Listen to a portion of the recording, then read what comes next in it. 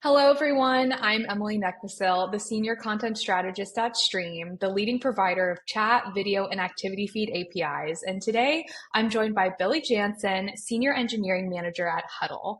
Hudl is an innovative platform that has transformed how athletes and coaches prepare, perform, and connect through sports.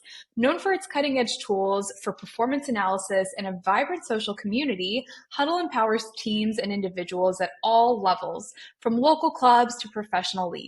Today, we'll explore how Hudl has leveraged Stream's chat API to enhance its community experience, tackle technical challenges, and continue driving innovation in the sports tech space.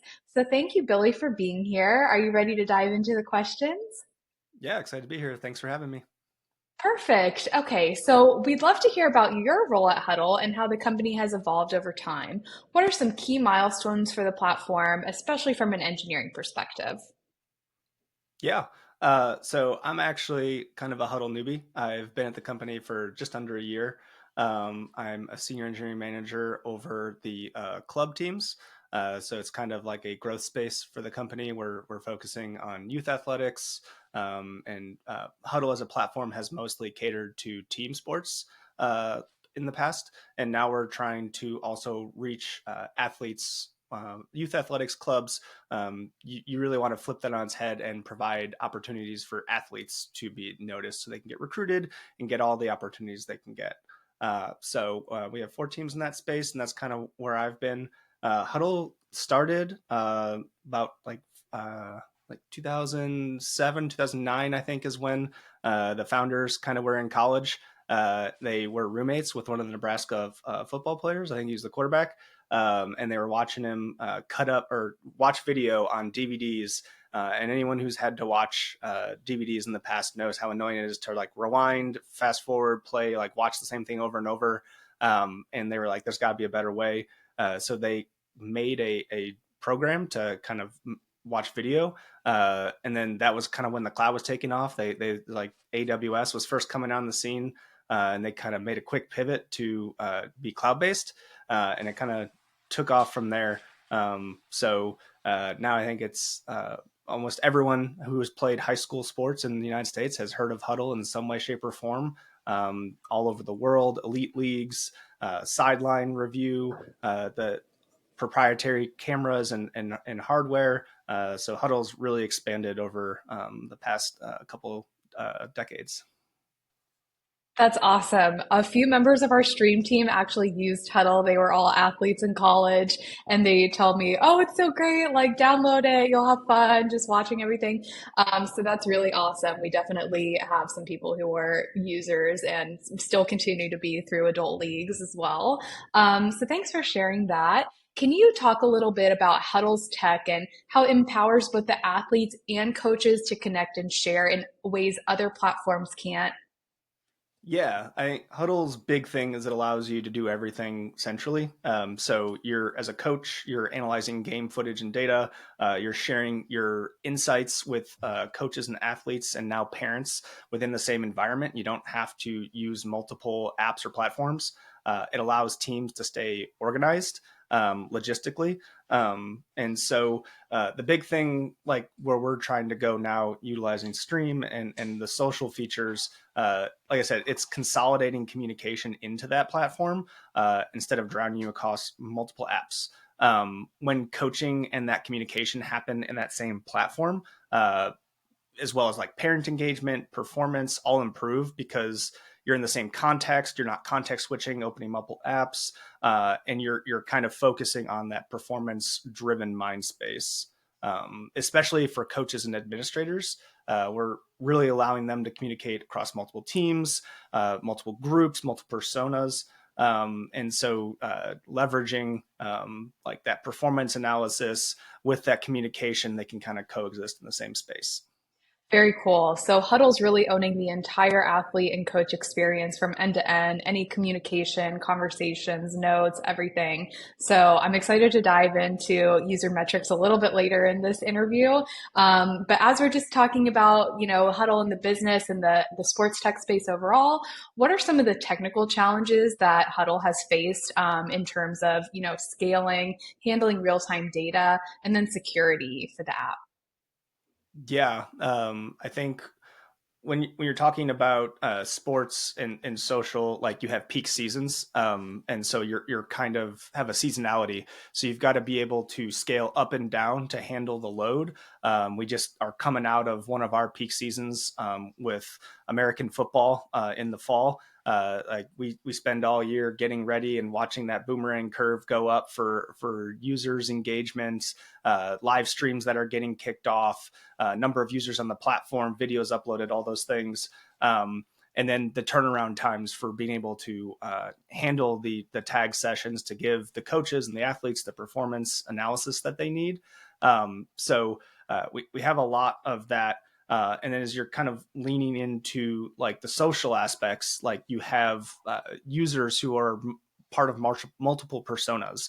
So you might have a parent who is trying to watch their high school athlete and they're a coach for another one of their kids' teams, or they're a coach and they don't have any kids in the platform, but they're also a fan of their local high school and they want to watch and follow that. So we need to be able to handle all those different kinds of personas and make sure that, like, especially since we have athletes and minors on the platform, you really want to make sure that you have strict permissioning, you can audit, and everything is up to the latest standards for safety and compliance, as well as the big thing with, like in the beginning, scaling. We just if you're a coach and you send a message, you need the message to get sent and received by your players. For sure. So that is a perfect segue into my next question about how you determined Stream was the right solution for you. So it sounds like there's a lot of factors to consider, a lot of different personas to reach, being mindful of personal identifiable information of minors and things like that. So, what were the primary features you prioritized when searching for a chat solution? And did you require any particular protocols? I know we talked about security a little bit, but was there other compatibility considerations within your tech stack as well? I think we in looking through this, we're looking for things like scalability was probably the biggest, but also developer experience, customization. We didn't want to have it look like we just brought something else in. And then also moderation, making sure we have all the tooling for protecting the people that are on our platform, and things like that. So I think one of the big things was making sure that whatever platform we looked at could handle the scale and throughput we were looking to do. It's nothing like a Discord situation where we're primarily a chat platform, but social is a core tenet of what we're trying to provide. So we do need to have a robust communication platform. And then making sure that the SDKs that were or APIs that were provided were in our tech stack. Like we could proof of concept, we could iterate, and then also have the support long term, that we weren't like having a vendor that would have to build us something from scratch there. So the biggest thing was that our internal tooling for messaging was starting to become a burden, and teams like were struggling to maintain it at its current state. And as we add different user personas and scale, there would be significant investment required to update and enhance that to handle those capabilities. Definitely. And that's something we see really commonly where, especially if you have a high scaled user base and a lot of different functions that you're serving within the app, sometimes other messaging solutions aren't as performant or reliable. Are there any things that stand out in terms of limitations from your previous solutions that were like linchpin topics of like why you needed a new one for sure? Are there any specific examples? Yeah, I think the biggest thing was just we had reached the limits of scale with the infrastructure that it was built upon. It was hand rolled. It was an internal messaging solution. So we were using some external libraries, but for the most part, it was built internally, and it worked great for while Hudl was scaling up and while we were building out the tooling and vetting whether or not it was a needed feature. But now that we know it's crucial to like teams and athletes and coaches' success, and bringing parents onto the platform, we needed something that we knew could grow with us, as opposed to something that we were going to be patching up with some duct tape every now and then. Definitely. And then when you're switching from an in-house solution to something that you're working with an integrated partner on, what factor does budget play in that decision? I know a lot of times people think, oh, if I build in-house, I'll be able to control the cost a little bit more. But as you've mentioned with scaling, sometimes that can get out of control really quickly, especially during peak seasons of sports. So what factor did the cost of Stream weigh in your decision to replace your in-house solution with an API? It was a major factor, obviously. Cost, everyone's trying to be more efficient nowadays. We're trying to be more protective of the money we have. So, build versus buy is kind of one of those integral questions that you always kind of look at when you're building out or upgrading a feature. And I think it's not just the upfront cost you have to think of, like where you're outlaying your vendor costs, your contracts, your support fees. But also internal dev time, like how long is it going to take to build this solution? What's the maintenance cost? What are the upgrades? So it long tail a lot of times, especially for something as bespoke as a messaging platform. It is an initial upfront fee, but then long tail, you're probably going to net out or even come out ahead, and so you got to be able to forecast that. That's awesome. And I'm sure that's a common theme within your organization as you're testing new features. You want to dedicate engineering resources to testing. You don't want to do it on a core competency of the app that you could just easily work with a partner on. So I completely understand that. Let's talk about integrating with Stream, the actual process, whether you heard about it from your colleagues or you experienced certain aspects of it yourself.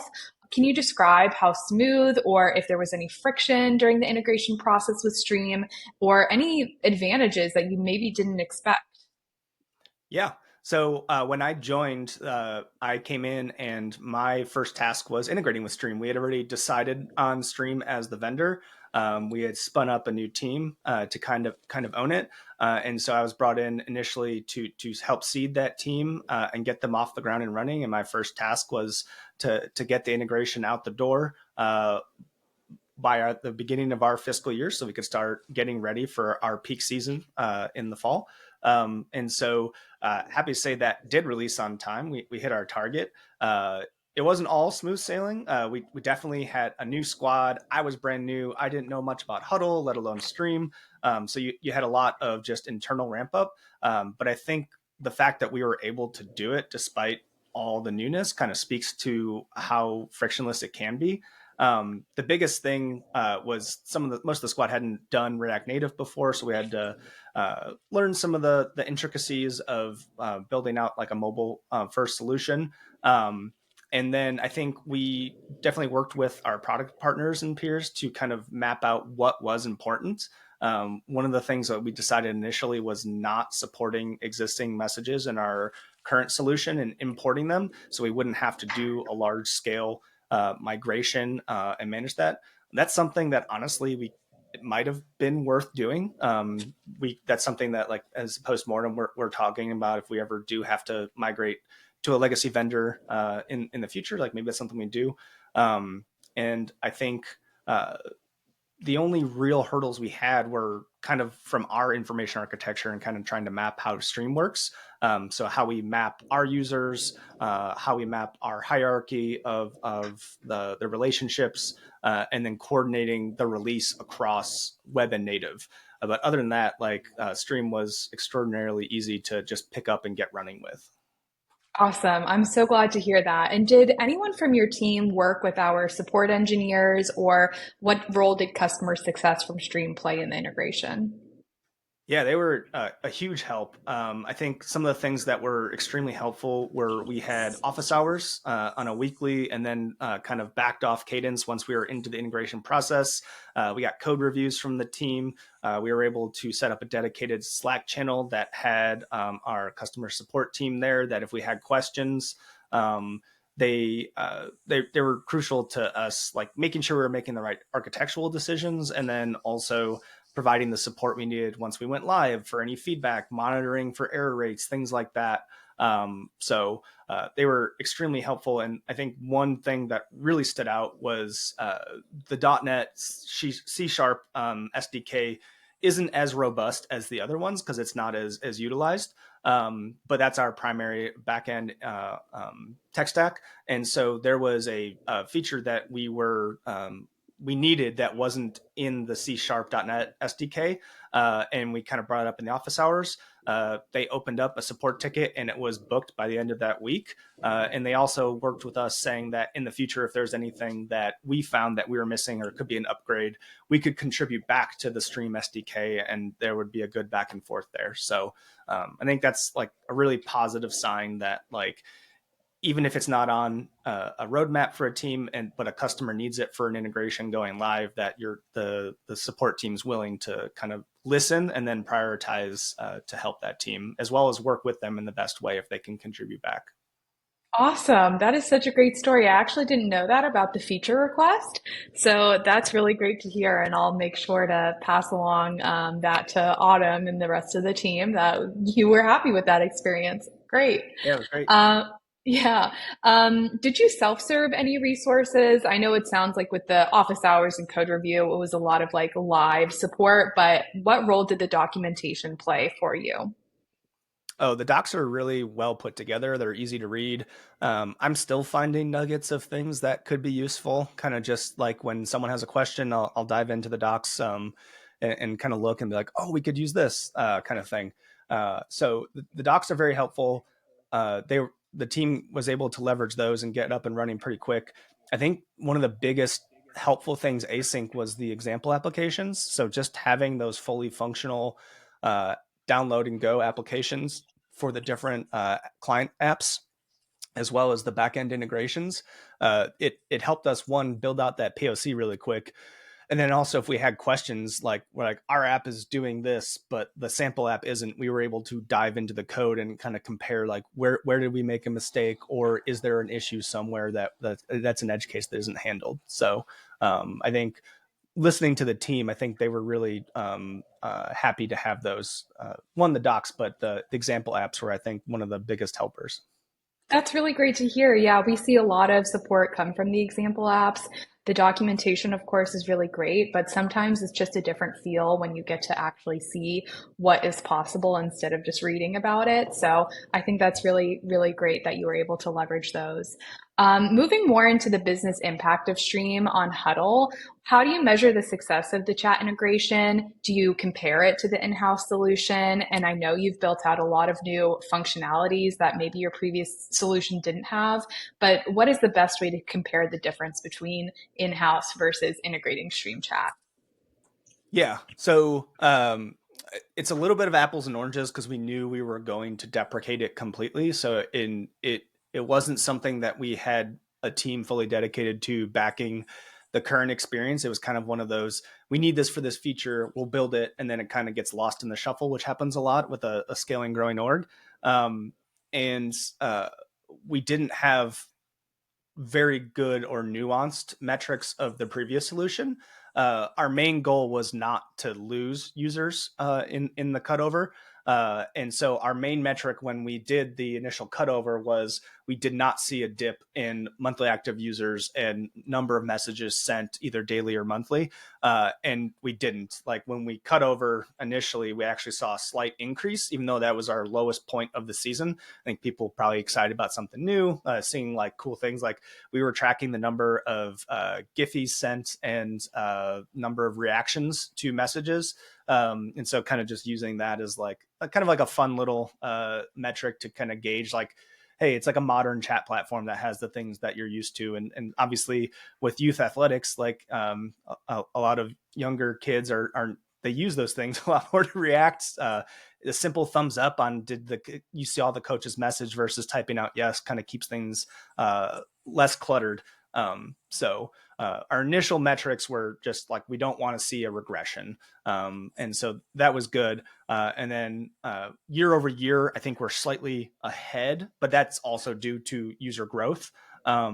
We are mapping out more now that we have kind of this platform in place. What are our primary metrics that we're going to be using to gauge whether or not the experience is successful? So specifically for the club teams that I'm working with, it's percent of club organizations that are actively messaging. Within clubs, like you could have a club hierarchy and then multiple teams within that club. So like of the active clubs, how many active teams are there within the clubs? How many of them are actually utilizing other core Hudl products? Like, are they messaging and watching video? Are they only watching video and not messaging? Things like that. And then as we bring different personas into the platform, kind of that cross section continuing to tease out like, oh, here's active organizations where parents are actively messaging, or where coaches are the ones that are primarily driving the conversation. So we'll be able to figure out how our users are using our platform as opposed to just having a tool that they can use and not really understanding why or how they're using it. You said so many things that really piqued my interest during that. The first one is you have such a user centric, I think, product strategy or just feature led strategy. And to me, it's interesting that you had such a difference in the in-house solution, the way it looked, felt, the way it operated compared to streams. A lot of times we'll speak with customers and say, we just wanted it to work. We wanted people not even to notice that there's a new chat solution effectively. So did you roll it out and, generate some excitement around it? Say, hey, we're going to have a new experience for users. It has this, this, and this. What was that like? And did you get any feedback from it? Yeah. So initially, we worked really hard to coordinate with our marketing and product teams and like our go to market strategy, helping them understand like what the tool was, why we were developing it, what the platform could enable in the future. And so we had marketing broadcoms, we had in-app messaging for, hey, there's an update. We didn't want to kill off the old one completely when we first released, so we kept it in kind of like a read-only archive mode to start, so that a lot of messages are seasonal. So like you have a coach from a team last year, no one messages anything for a long time, and then they spin up a new team and start messaging, but they might want to look back at like maybe a template they sent out or something. So we wanted to make sure we kept things for like at least a year so that people didn't lose track of their historical messages and things like that. And so obviously it's difficult to coordinate a release like that, like where you across platforms. We couldn't just push out to web or just mobile, because we had to coordinate between them and make sure that both were out at the same time so that users could talk to each other. So that, like I said, that was one of the tricky parts. And then when we released, we did see, like I said, like an initial spike of usage and like usage of the new features. We did have some feedback that people just liked the old one, which Oh, is always going to be the case. And it's unfortunate that people get used to something and you can't support what they're used to, because like that's how they get their workflows done. So sometimes, unfortunately, change is necessary. But we listened. We had like support feedback forums, and then we have a very dedicated and awesome support team, as well as in-app ways to send feedback. And we actually took those and put that as part of our roadmap for. We're seeing a lot of feedbacks around X. Like, let's go tack that in the next sprint. So overall, I think it was positive. Like, you're always going to upset some people when you make a big change like that. And I think the thing for us is that it showed that people cared and used the messaging platform, and that it was important to them and their workflows. And so like we're taking that seriously and making sure we listen and try to adjust and deliver where they're having struggles with the new system. definitely. I think that's a great way to look at it and so exciting just for the app. And with sports, I feel like there's a mix of old school styles and then players who are typically younger teens, kids playing and they are used to using phones now all the time. They're very familiar with the features that should be in a messaging app. Uploading media, they might have a little bit more digital literacy. So I can imagine that there's kind of a push and pull between, what feedback do you take to heart? What feedback do you kind of ignore and mark it off as growing pains for the app? And, progress for the sake of progress is always great, especially as sports are evolving and you have large organizations using it who are always looking to innovate. So I imagine it's difficult to sometimes discern which feedback you should move forward with. But I'm glad that Stream has been able to support you with upgrading the experience in a way that, brings it into a really modern, exciting, dynamic interface. So that's great to hear. Yep. So, what does the future of Hudl's partnership with Stream look like? I know you had talked about moderation a little bit. Are you looking to expand those capabilities at all? Possibly. We're still deciding what the best route forward for us is. We're still technically a platform, and so it makes sense to maybe push the moderation down to where it should be within the teams and organizations to like self police. But then we're always there to help with the critical pieces. Like we've enabled the default moderation. We take flag messages seriously. Like we keep track. I think a lot of like, since we deal with athletes, like safe sport compliance, things like that, the COPPA rules coming out of California, just making sure we're adhering to those regulations and not just putting a chat platform out there and ignoring like the potential dangers, but making sure that we're helping teams and coaches be up to date with like modern safety compliance. And we've gotten good feedback from some of the tooling we rolled out to enable some of that safe sport compliance from coaches, high schools, organizations that like they would not use Hudl unless we had those things. So that's definitely one thing.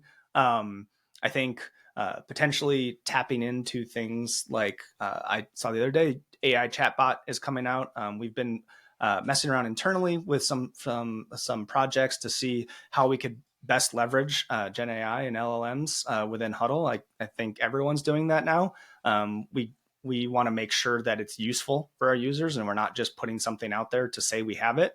That's something that we could potentially integrate with, as well as maybe things like the activity feed or things like that, where we're bringing more dynamic content to from multiple streams into a centralized location. Again, like another piece of technology that we built that is in-house that maybe there's like vendor solutions that might be useful.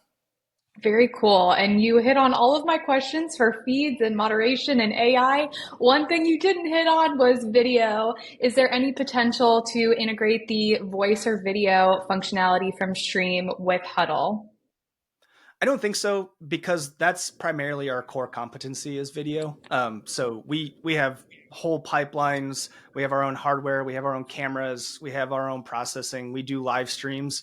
That's part of why wanted to go with Stream is because that's where that's where our expertise is, and that's where we're really the leaders in the space. Is generating that live stream, that video, that data with it.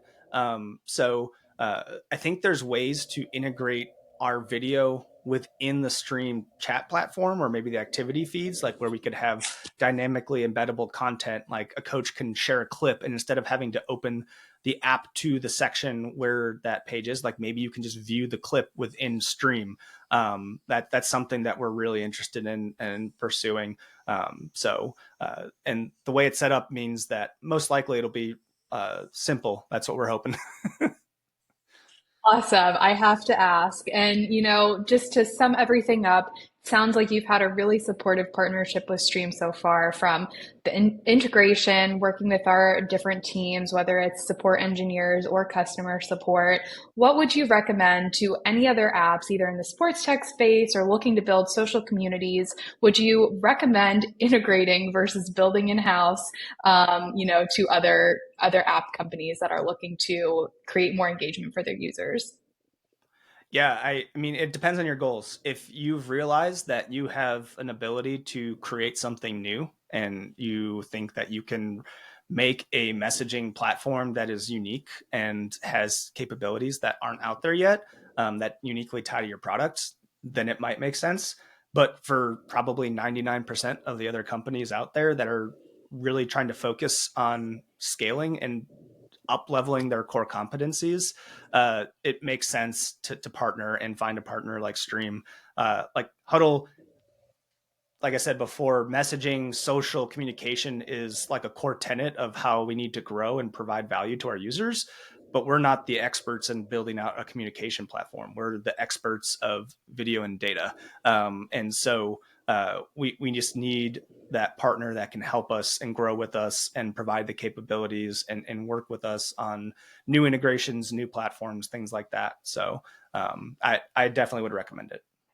Awesome. And of course, Hudl is a partner to Stream. I mean, you're helping us with new features for our SDKs, and that's really great. So that's exactly the type of partnership we're looking for with our customers. So thank you so much, Billy, just for giving us your insight into your experience of Stream. It's been a pleasure talking with you. Yeah, thank you for having me. Really enjoyed it.